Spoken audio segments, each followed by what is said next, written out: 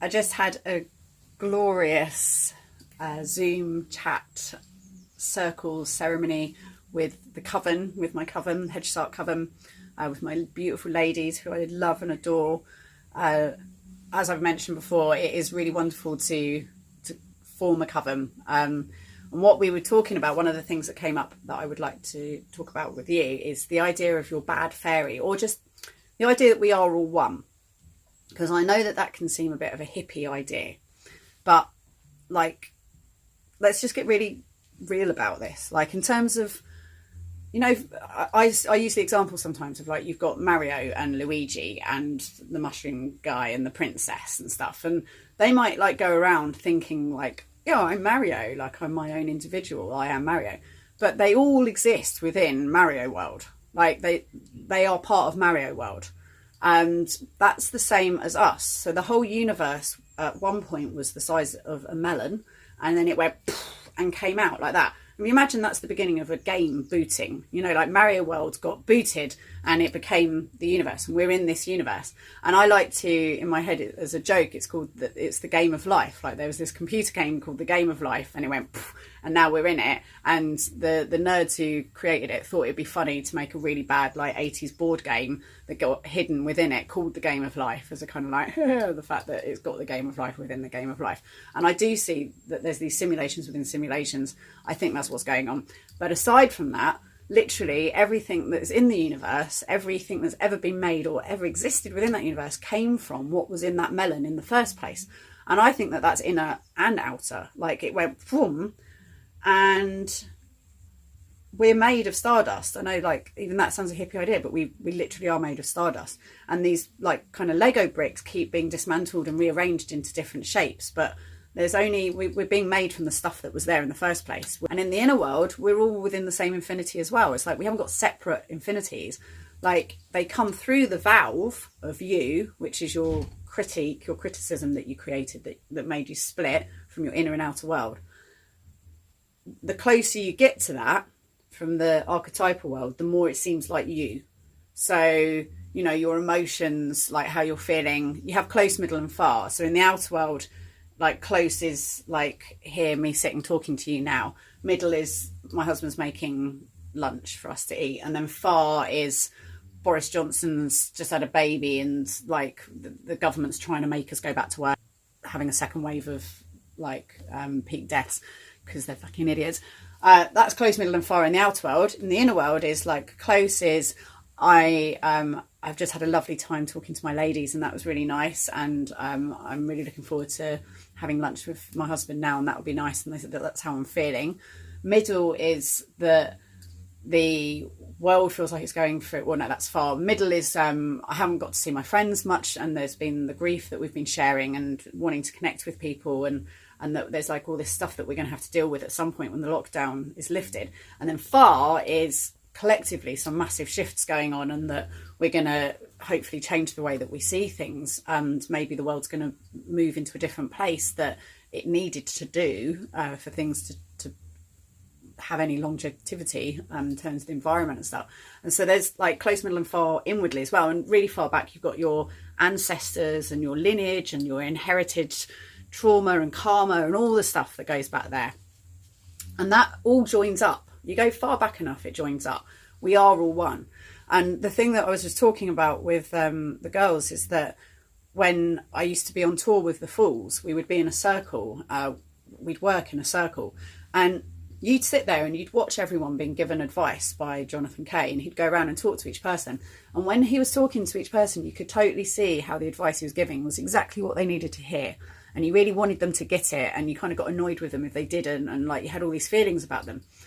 But then when he spoke to you, it was like white noise, like you couldn't hear it because it was kind of too sensitive. I felt like a bug with a pin going through me, like I was pinned to a cushion. It was like, it was too much, because he's talking to your pain, like he's talking right down into the crux of you, and it was just too much. And I think it's interesting that we have these eyes with a blind spot in it, and it's like we're coming from the infinite, these like beings that come up from the infinite that are all joined at the back, and we're looking out at the world, but our blind spot is ourselves. Like, the only person we can't see is ourselves.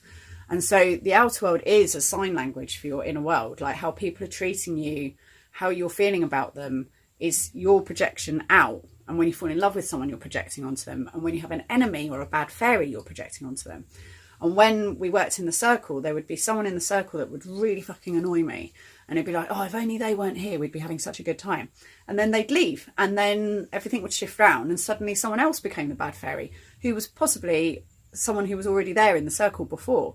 And they hadn't been annoying, but there was no one to have the mask. So now they get the bad fairy mask. And that's what I realised, was that I was the one putting the mask on them, that I was carrying around the bad fairy mask, and someone had to have it. It was like, right, you get that bad fairy mask, you get the person I admire mask, you get the person I fancy mask, you get the person who is my friend, who I trust mask. Like, you carry them around with you. And then you start to take responsibility for that.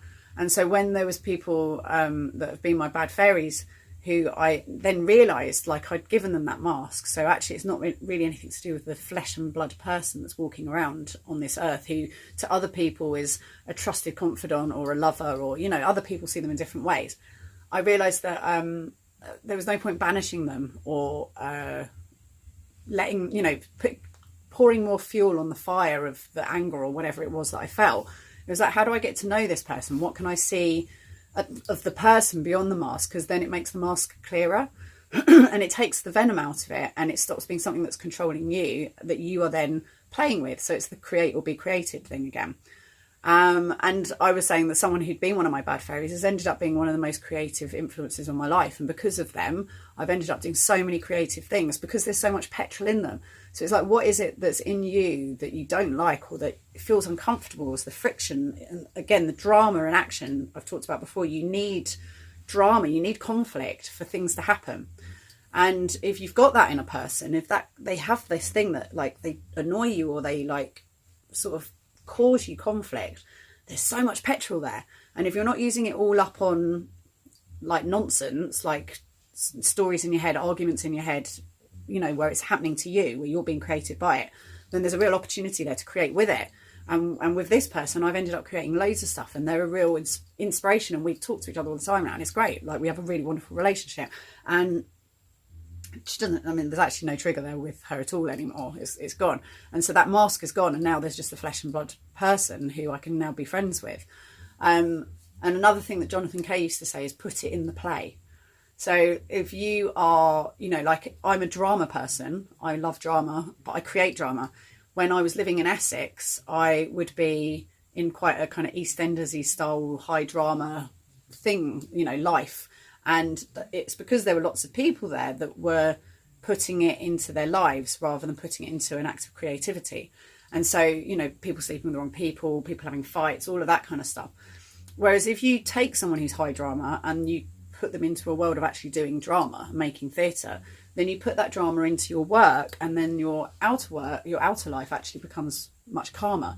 And this is the whole thing with the simulations. So in Rome, they had the most civilized era, like, throughout ancient history, of, like, people living in a civilized way, but they still had the stadiums where people were slaughtered and there was fighting, and, you know, sort of like us with the football stadiums. You still have a place where you go in and you fight, and all of the drama happens.